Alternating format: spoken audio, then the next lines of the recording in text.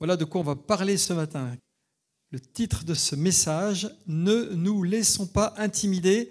On va voir ce qui s'est passé dans le livre des Actes au chapitre 4. Cet épisode où les disciples ont été arrêtés dans leur élan.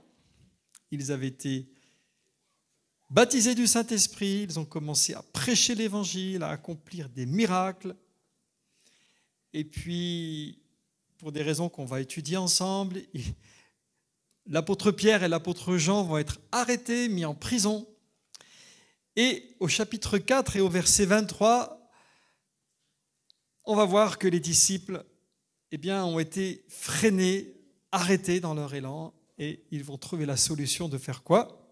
Qu'est-ce que je fais quand je me sens freiné, lorsque je me sens intimidé, lorsque je me sens craintif dans la peur ? La prière. Voilà. Et ils vont faire une prière qu'on va étudier également ce matin. Et le Seigneur va répondre pour leur redonner cette assurance qu'ils avaient au départ. Il va les remplir de son esprit et ils vont repartir pour servir le Seigneur. Amen. Alors, on va lire ce passage et après, on va revenir sur les épisodes précédents pour comprendre ce qui s'est passé ce jour-là. Et après, on étudiera ensemble cette prière et comment le Seigneur a répondu. Seigneur, on est devant toi, on est près de toi et on te demande de nous garder chacun près de toi, de nous garder concentrés pour qu'on puisse entendre ta voix et comprendre ta parole ce matin, comme chaque dimanche, Seigneur. Alléluia, pour que tu puisses nous faire grandir dans tes voies, simplement, et qu'on puisse entendre ce que tu as prévu de nous dire, précisément, concrètement, puissamment, à chacun. Merci Seigneur. Amen.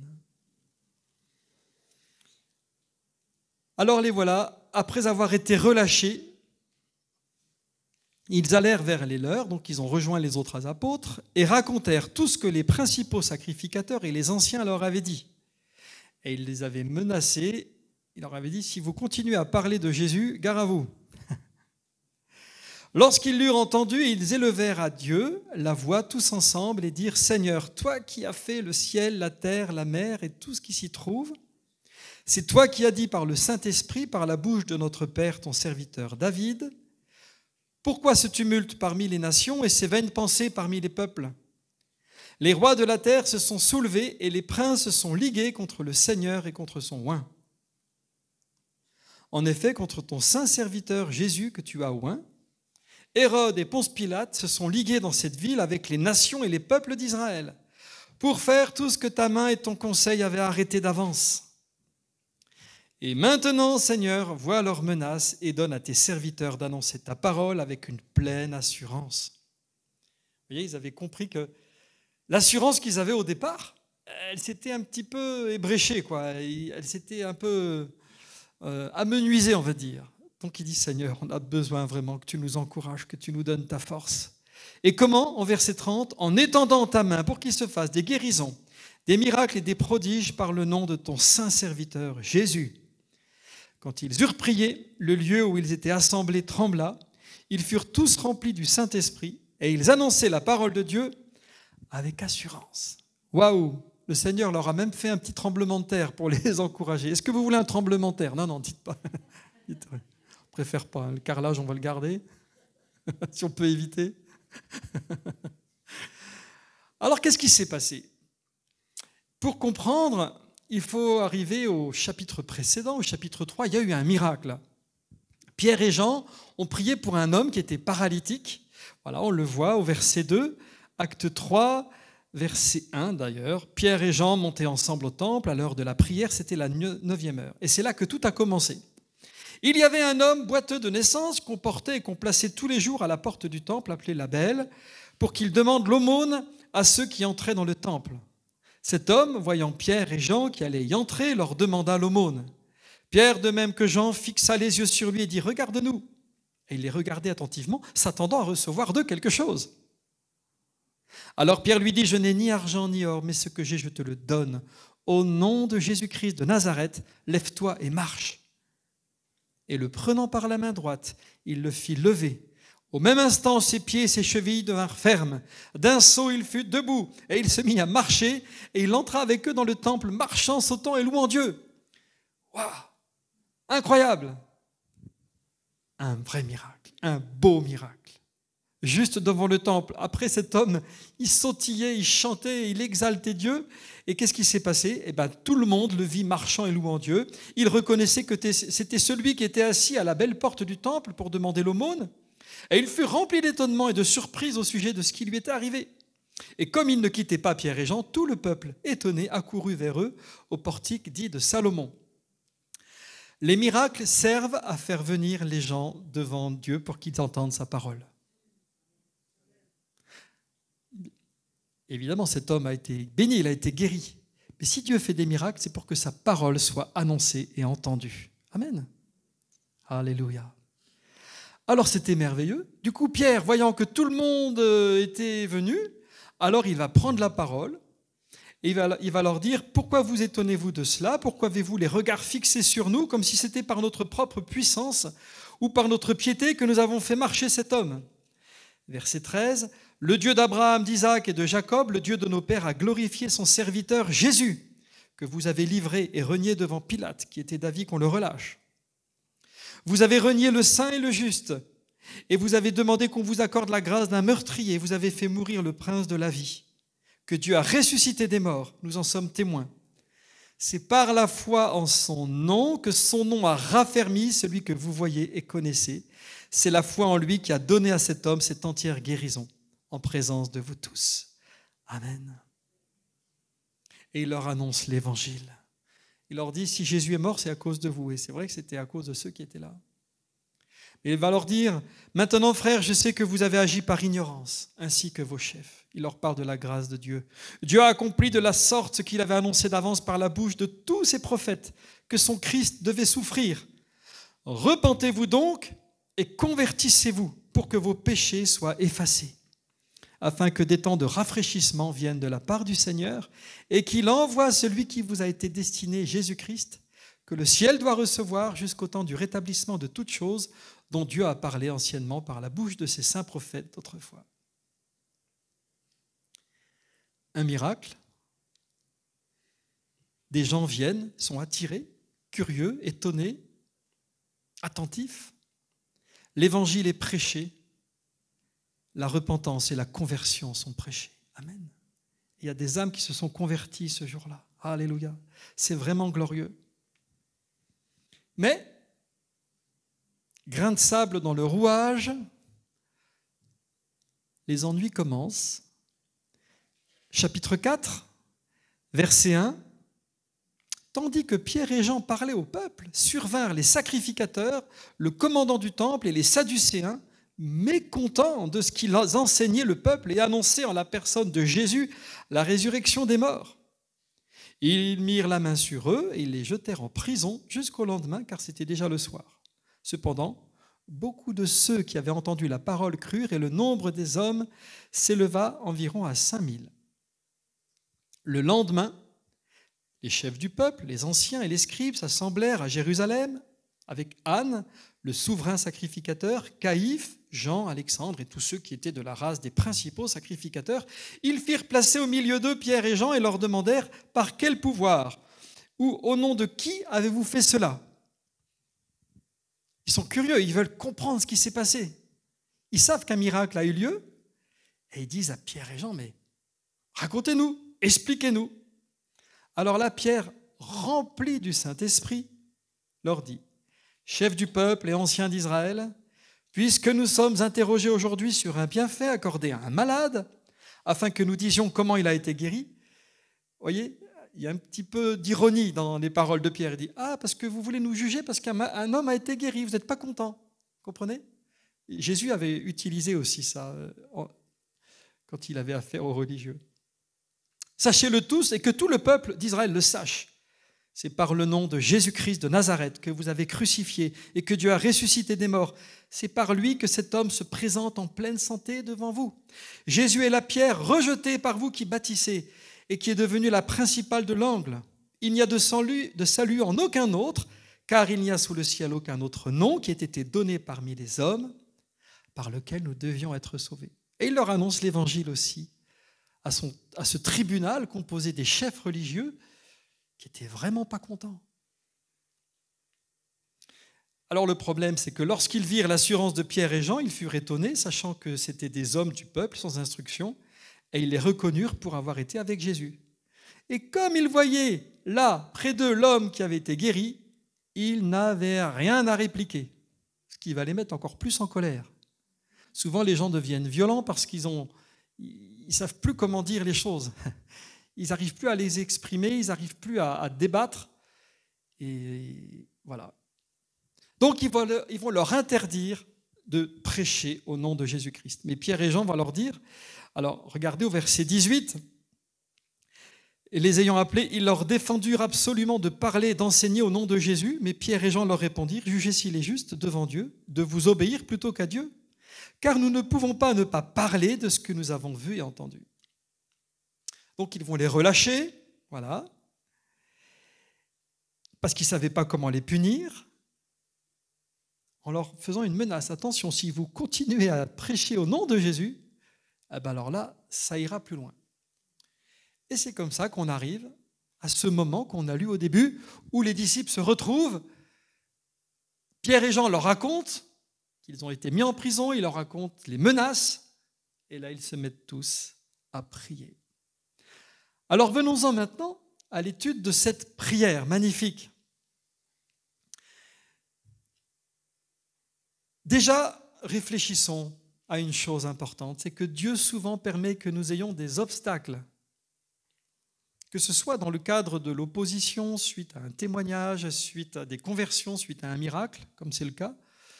Mais d'une manière plus générale, je pense qu'on peut dire que Dieu permet que nous ayons des épreuves pour nous pousser à prier. Il permet que nous soyons dans des chemins sans issue, des voies sans issue, vous voyez. Et on se dit, mais il n'y a plus qu'une chose à faire, vraiment, Seigneur. Je me tourne vers toi et je crie à toi. Amen. C'est peut-être ton cas ce matin. Peut-être que tu es dans une impasse. Et peut-être bien qu'à travers cette impasse, le Seigneur attend que tu t'adresses à lui simplement. Amen. De manière à ce que lorsqu'il t'aura exaucé, tu reconnaisses que c'est lui qui a répondu. Et ainsi que tu le glorifies. Et ainsi que ta foi augmente. Amen. Donc ils se sont mis d'accord. Il est marqué que tous ensemble élevèrent la voix. Est-ce que c'est important de prier à voix haute? Ceux qui disent rien disent oui, mais si je dis oui, il va dire mais pourquoi tu ne pries pas à voix haute? Alors, il y a pas mal de passages dans la Bible qui nous montrent que c'est important de prier à voix haute. Alors, dans l'Église, c'est vrai que ça peut être impressionnant de prier à voix haute. Mais mon sentiment, ma conviction même, c'est que c'est une bénédiction quand des frères et des sœurs parlent au Seigneur de tout leur cœur, comme on le fait le dimanche matin. Et ne t'en prive pas. Et voilà, ceci est une invitation à sortir de ton silence pour celles et ceux qui n'ont encore pas osé. Personne ne te jugera. Peut-être que tu es impressionné parce que tu te dis « Oh là là, il y en a qui font des belles prières. Oh là là, moi, j'y arriverai jamais. » Il y en a peut-être qui disent ça. Alors, détrompe-toi. Le Seigneur ne regarde pas à la syntaxe, aux mots que tu utilises, à la langue que tu utilises. Tu peux prier en anglais, dans la langue que tu veux. Ça n'a aucune importance. Mais sache que c'est une bénédiction pour nous, pour chacun d'entre tes frères et sœurs, lorsque quelqu'un prie de tout son cœur. Amen. On est d'accord avec ça? Bon. On va s'entraîner tout à l'heure, pas vrai, pendant le jeûne. Voilà, ceci étant dit, ils ont élevé la voix tous ensemble, c'est normal, ils avaient la trouille, ils étaient impressionnés, il y avait des menaces qui étaient là, ils se sont rendus compte que ça se passait pas comme ils avaient forcément prévu. Bon. Et ils vont s'unir, parce que Jésus avait dit, là où 2 ou 3 sont assemblés en mon nom, je suis au milieu d'eux. Et il dira même, si 2 ou 3 s'accordent pour demander quelque chose, ils seront exaucés. Donc non seulement ils sont ensemble, c'est déjà bien d'être ensemble, mais ils sont d'accord. Ils portent le même fardeau, ils partagent la même crainte. et ils formulent la même prière. On ne croit pas qu'ils ont tous dit la même chose, hein, parce que c'est bizarre, un peu comme la Bible l'explique. Hein.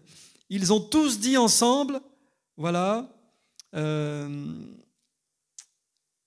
Seigneur, toi qui as fait le ciel, la terre, la mer. Non, ils n'avaient pas appris un texte par cœur. Il y en a peut-être un qui a commencé la prière et les autres qui disaient Amen. Un deuxième qui a enchaîné, vous voyez. Mais ils étaient tous en fusion, ils étaient tous en communion, voilà, pour adresser cette prière. C'est tellement important. Parce que l'enjeu, c'était de ne plus avoir peur. Est-ce que le Seigneur sait qu'on peut avoir peur lorsqu'on pressent de l'opposition, lorsqu'on vit de l'opposition? Franchement, qui pourrait prétendre ne jamais avoir été intimidé, ne jamais avoir eu peur? Le Seigneur le sait. S'il nous dit ne craignez pas, c'est qu'il sait bien qu'on risque de craindre. Regardez dans l'évangile de Luc au chapitre 12, par exemple. Luc au chapitre 12 et au verset 4. Je vous dis à vous qui êtes mes amis, ne craignez pas ceux qui tuent le corps et qui, après cela, ne peuvent rien faire de plus. Je vous montrerai qui vous devez craindre. Craignez celui qui, après avoir tué, a le pouvoir de jeter dans la géhenne. Oui, je vous le dis, c'est lui que vous devez craindre. Ne vend-on pas 5 passereaux pour 2 sous? Cependant, aucun d'eux n'est oublié devant Dieu. Et même vos cheveux sont tous comptés.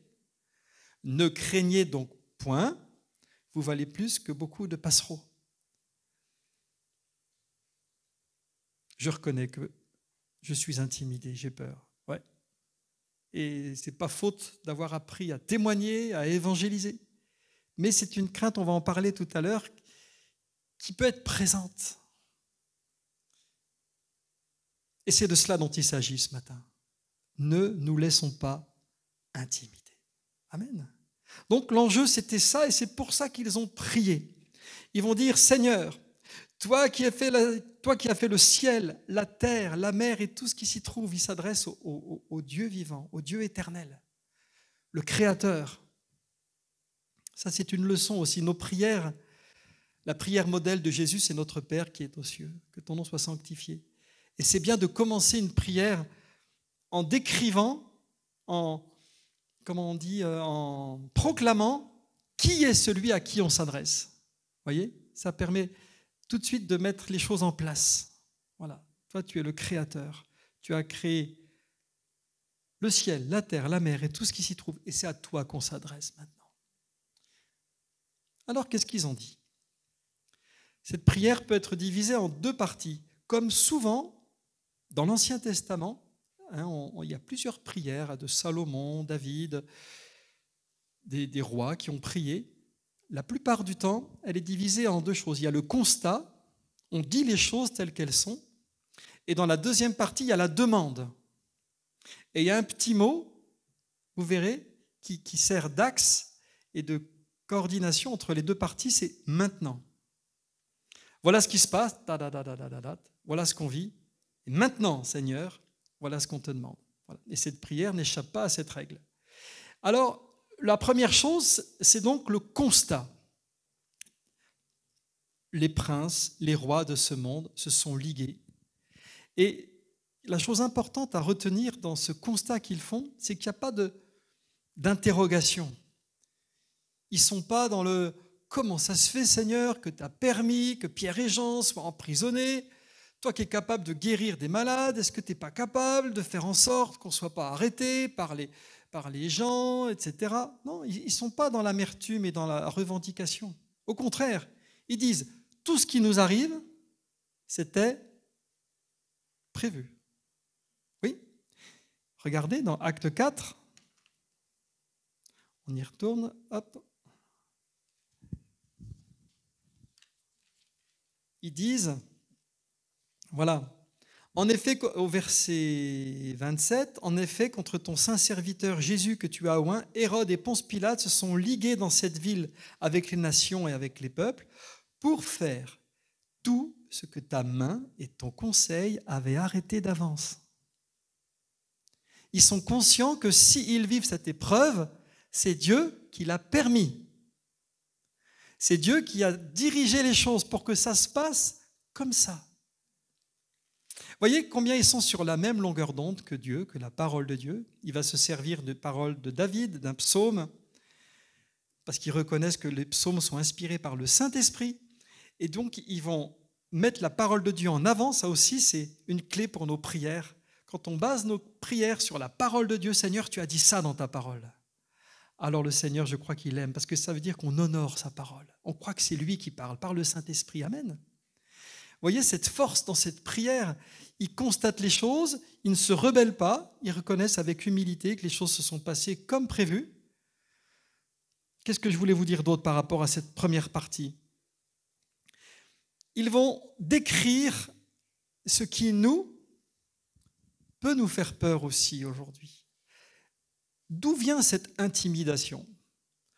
Parce qu'on peut dire, mais Damien, en France, il n'y a pas de persécution. Et c'est vrai, franchement. Et pour être honnête, on s'aperçoit que lorsqu'on parle du Seigneur autour de nous, souvent les gens sont favorables, ils sont curieux, ils disent « Ah oui, d'accord ». Et pourtant, on ressent une certaine crainte qui est réelle. Pourquoi ? Parce que l'animosité, l'opposition, elle est réelle, mais elle est diffuse. Elle n'est pas forcément exprimée comme cela. Mais on sent qu'on est différent de celles et ceux qui ne croient pas en Jésus. On sent qu'il y a une opposition, une inimitié entre ce monde et la foi en Jésus. Et c'est un peu dilué comme ça, mais la pression est réelle. Et l'intimidation est réelle. Est-ce que vous êtes d'accord avec ça ? Est-ce que je suis le seul à ressentir ça ? Non, je vois des têtes qui... Bon, vous êtes avec moi, ça va, on est plusieurs à penser ça. Et notre problème ce matin, c'est que nous ne devons pas nous laisser intimider. L'intimidation est réelle. Et d'où est-ce qu'elle vient, cette intimidation ? Alors, je lisais cette semaine dans l'Exode, je relisais les 10 commandements, et je me suis arrêté sur un mot qu'on trouve dans un des commandements où le Seigneur dit « ceux qui me haïssent ». Il y a des gens qui ont de la haine pour Dieu.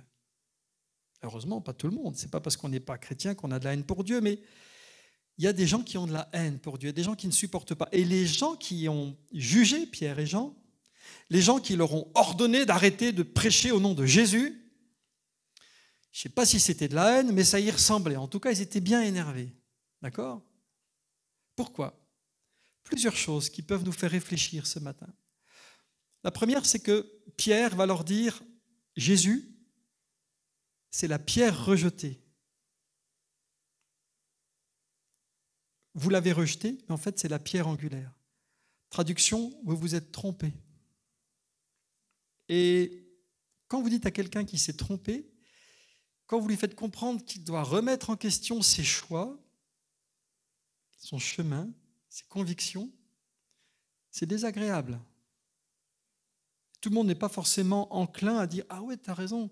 Ah mais oui, je suis bête. Mais oui, il faut que je croie en Jésus. » Non, ça ne se passe pas comme ça, on le sait. Il y a une réaction un petit peu, ça grince, ça pique.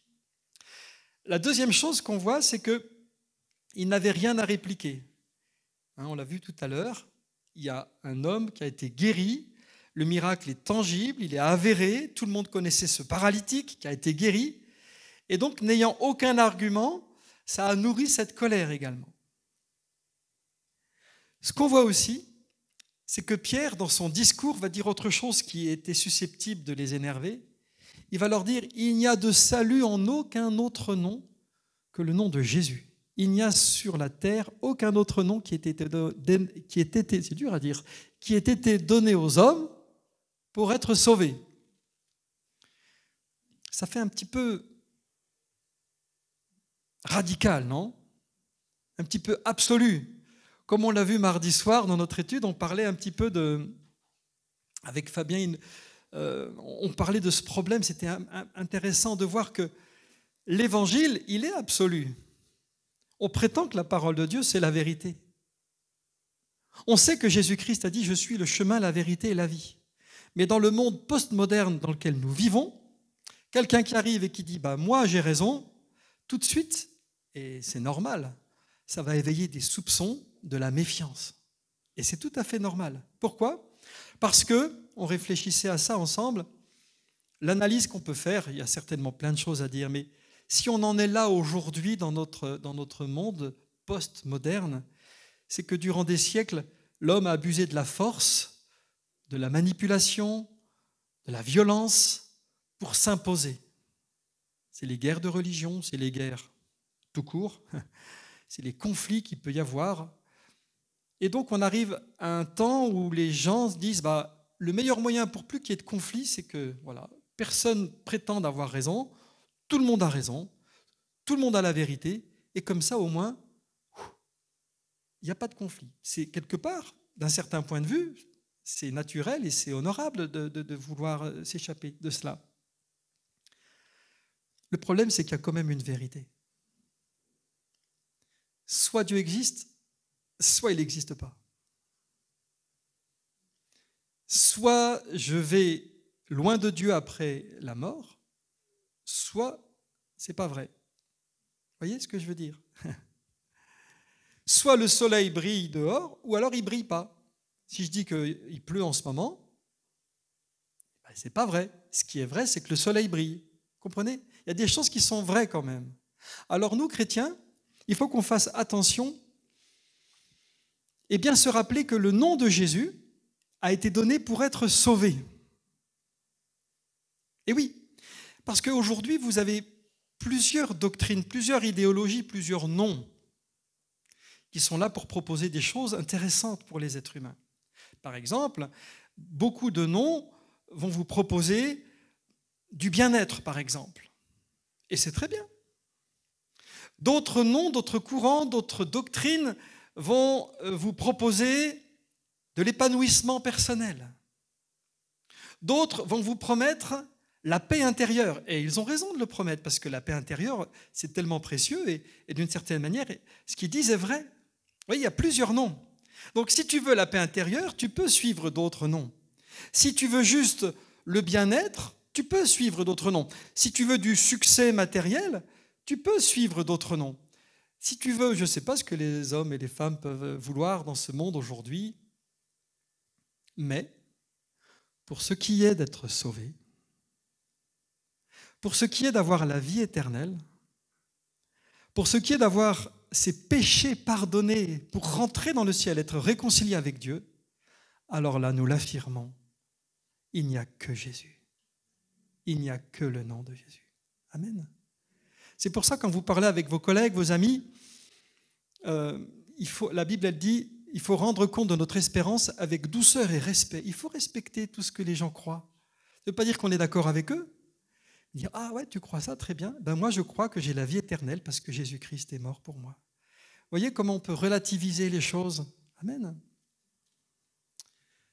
Revenons à nos moutons, enfin, ces brebis, ces apôtres qui ont été persécutés. Alors ils prient parce qu'ils ont peur. Ils ont peur parce que les autorités se sont liguées contre le nom de Jésus. Et là, il y a une autre raison pour laquelle il y a de l'opposition.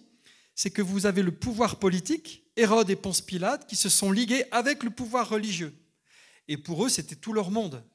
Il dit qu'ils se sont ligués pour lutter contre le nom de Jésus. Ils ne supportaient pas le nom de Jésus. Amen.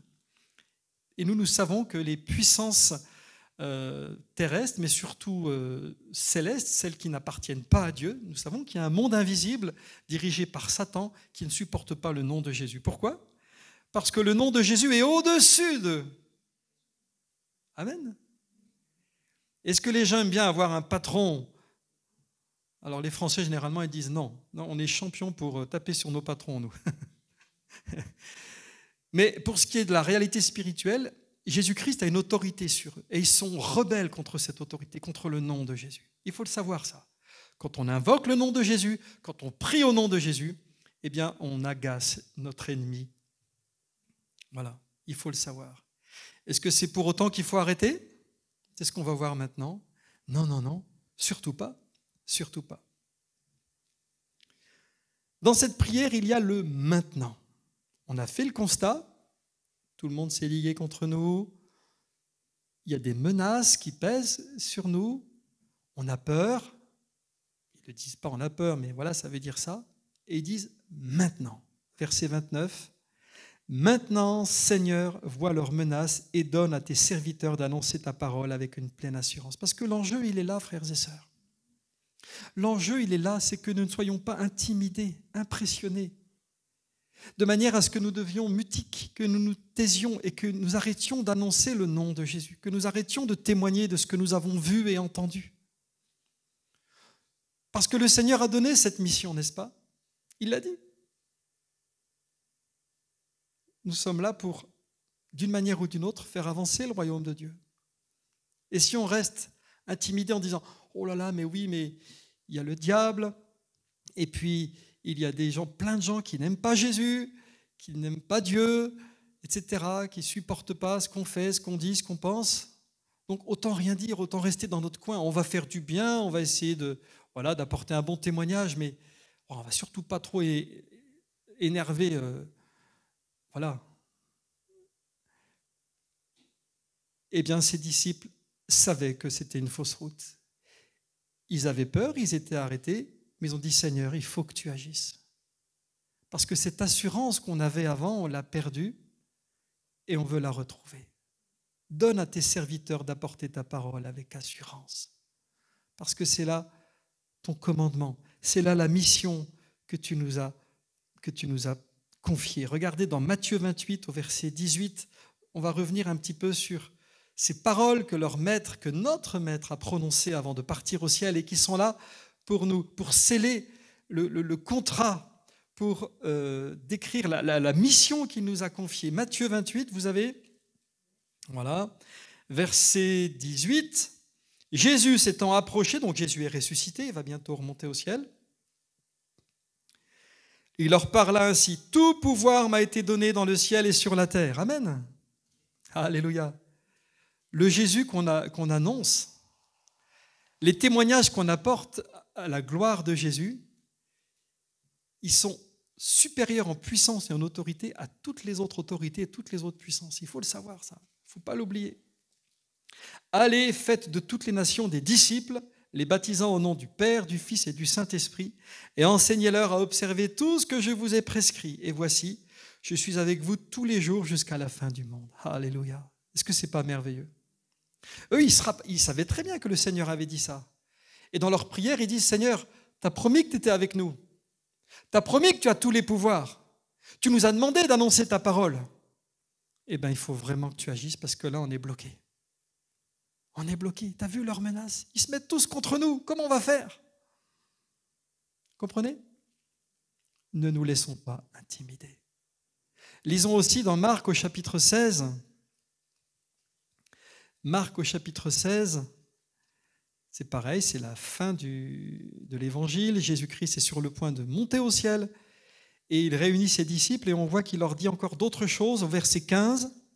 Marc 16, 15. Puis il leur dit, allez par tout le monde et prêchez la bonne nouvelle à toute la création. Alléluia. Amen. C'est le mandat que le Seigneur nous a confié à nous qui sommes enfants de Dieu. Nous ne sommes pas sur terre uniquement pour chanter des beaux cantiques et passer du bon temps ensemble. Il y a un travail, il y a une moisson qui est grande. Et le Seigneur t'appelle, nous appelle chacun d'entre nous à y œuvrer. Est-ce qu'on se laisse intimider pour dire, comme dit le proverbe, il y a un lion dans la rue, je vais me faire dévorer? C'est le paresseux qui dit ça. Vous avez déjà vu ce proverbe? Le paresseux dit, il y a un lion dehors, je vais me faire dévorer dans les rues. Il y a un lion rugissant qui menace, qui fait peur, qui intimide.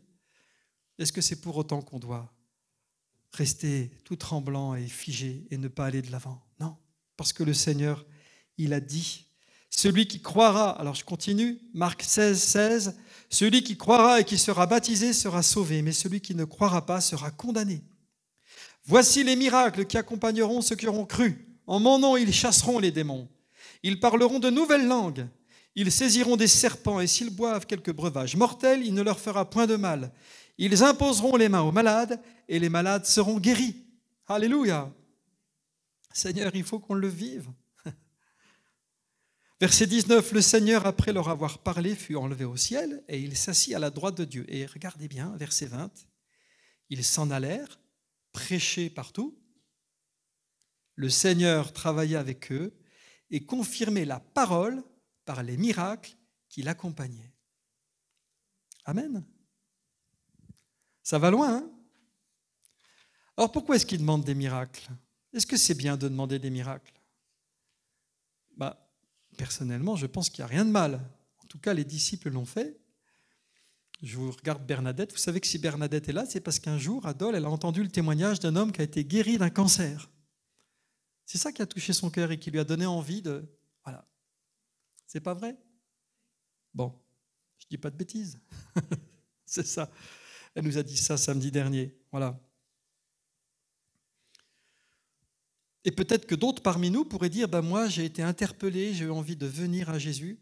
Moi-même, je sais que quand j'avais 18 ans, je ne croyais pas du tout. Je ne connaissais pas la Bible, je n'avais jamais prié. Et il y a des gens qui m'ont dit, mais tu peux faire une expérience avec Dieu. C'est-à-dire, tu peux voir Dieu répondre à ta prière et agir concrètement dans ta vie.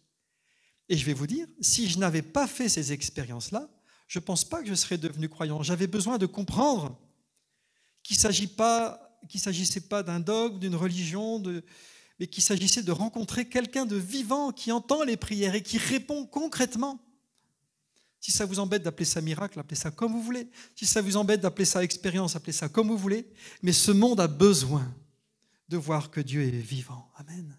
C'est pour ça qu'ils réclamaient des miracles. Ce monde a besoin de voir la puissance de Dieu dans leur vie, dans leur cœur. Tant de gens sont prisonniers par toutes sortes d'addictions, par la dépression et les maladies. Et nous avons un Dieu qui est ressuscité et qui travaille avec nous. C'est pour ça, tout à l'heure, on va jeûner, voilà, on va prier ensemble pour ceux qui restent. Je pense que ça fait des bons sujets de prière, pas vrai? Seigneur, aie pitié de nous, il faut que tu agisses. Et oui, pourquoi? Parce que, est-ce que c'est avec nos stratégies que les gens vont se tourner vers Jésus? Non. Bien. Est-ce que c'est avec nos efforts? Non plus. Est-ce que c'est par des stratagèmes quelconques? Non plus. Qu'est-ce que j'ai marqué encore? C'est pas même notre expérience, elle n'est pas mauvaise, notre expérience, mais c'est pas ça qui va amener les gens à la conversion. Notre sagesse, on en a de la sagesse depuis qu'on est chrétien, on sait des choses, et toute notre connaissance. Est-ce que c'est ça qui va faire que les gens vont donner leur vie au Seigneur? Non.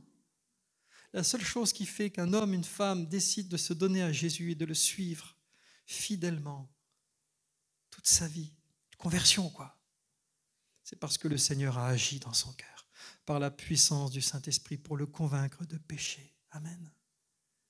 Amen. Et je pense qu'on peut s'unir pour prier ensemble. Et chacun chez nous pour dire, Seigneur, nous voulons ton action puissante dans les cœurs, dans les corps, dans les vies. Amen. Comme ces hommes qui s'étaient unis pour dire, Seigneur, étends ta main. Étends ta main. Amen. Ils étaient un petit peu tête brûlée, hein. Ils avaient du zèle, parce qu'ils savaient très bien que si Dieu répond, il va y avoir des miracles, mais s'il y a des miracles, il va encore y avoir des ennuis, mais ça ne fait rien. Il les demande quand même. Amen. Alléluia. Parce qu'ils savent qu'il n'y a rien de mieux à faire, parce que c'est leur vie qu'ils ont donnée au Seigneur. Amen. Alors, il ne faut pas demander des miracles pour être élevé aux yeux des hommes. Si vous faites ça, c'est de l'orgueil. Le Seigneur ne répondra pas et vous êtes sur un chemin dangereux. Il ne faut pas non plus demander des miracles. Pourquoi est-ce qu'on peut demander des miracles? Pour prouver aux autres que Dieu nous approuve et que nous, on a une relation particulière avec Dieu et que du coup, voilà, on pourrait en nourrir un sentiment de supériorité. Si c'est ça, abandonnez tout de suite. Le Seigneur ne donnera pas sa gloire à quelqu'un d'autre. Non, Seigneur, on a besoin de miracles parce que par nous-mêmes, on manque d'assurance. Et il n'y a que comme ça que les hommes et les femmes vont réaliser que tu es vraiment vivant, que tu es ressuscité. C'est comme ça qu'ils vont comprendre combien tu les aimes, combien tu les chéris, combien ils sont précieux pour toi. Et c'est comme ça qu'ils vont comprendre qu'ils doivent abandonner leur mauvaise vie et se tourner vers toi. Amen. On prie tous pour des proches qui ne sont pas sauvés, pas vrai? On a tous dans sa famille des gens qui ne connaissent pas encore Jésus. Comment on va prier? Seigneur, évite-leur des catastrophes, évite-leur des épreuves. Seigneur, je ne sais pas ce qu'on peut leur demander. Si, je sais. Seigneur, c'est toi qui es puissant, c'est toi qui leur parles. Tu peux leur parler dans leurs songes. Tu peux leur parler par n'importe quel moyen, tu peux agir puissamment pour te révéler dans leur vie. Et c'est toi qui fais cette œuvre par la puissance du Saint-Esprit. Amen. Alléluia. Parce que le Seigneur Jésus a un nom au-dessus de tout nom. Amen. Alors mon frère, ma sœur, relève la tête ce matin. Relève la tête. Oui, cette menace qui plane au-dessus de nous, cette intimidation qui est diffuse, voilà, derrière l'attitude, derrière les convictions de ceux qui partagent notre monde, n'ayons pas peur parce que le Seigneur est avec nous. Et le Seigneur a répondu. Il a répondu comment? Par un tremblement de terre. Il était tellement content qu'il tapait du pied. Non. Mais il avait dit, Seigneur, tu es le Seigneur du ciel et de la terre. Eh bien oui, je suis le Seigneur du ciel et de la terre et je vous fais même un tremblement de terre pour vous montrer que je suis d'accord et que je suis à fond avec vous. N'ayez pas peur, je travaille avec vous. Amen. Alléluia. Et il est marqué quoi? Ils furent tous remplis du Saint-Esprit. Et pourquoi? Parce qu'il y a quelques jours, ils ont été tous remplis, mais devant les difficultés, le Saint-Esprit, peut-être qu'ils étaient moins remplis. Alors ils ont été à nouveau remplis. On a besoin d'être remplis du Saint-Esprit. Amen. Voilà encore une bonne prière à faire. Alléluia. Le Saint-Esprit accorde des dons de miracles, des dons de prophétie, des dons de paroles de sagesse, des paroles de connaissance, et notre monde a besoin de cela. Amen. Alléluia. On peut prier ensemble pour qu'on puisse annoncer la parole de Dieu avec assurance. Amen. Seigneur, on est devant toi. Tu sais comment on peut être arrêté dans notre zèle.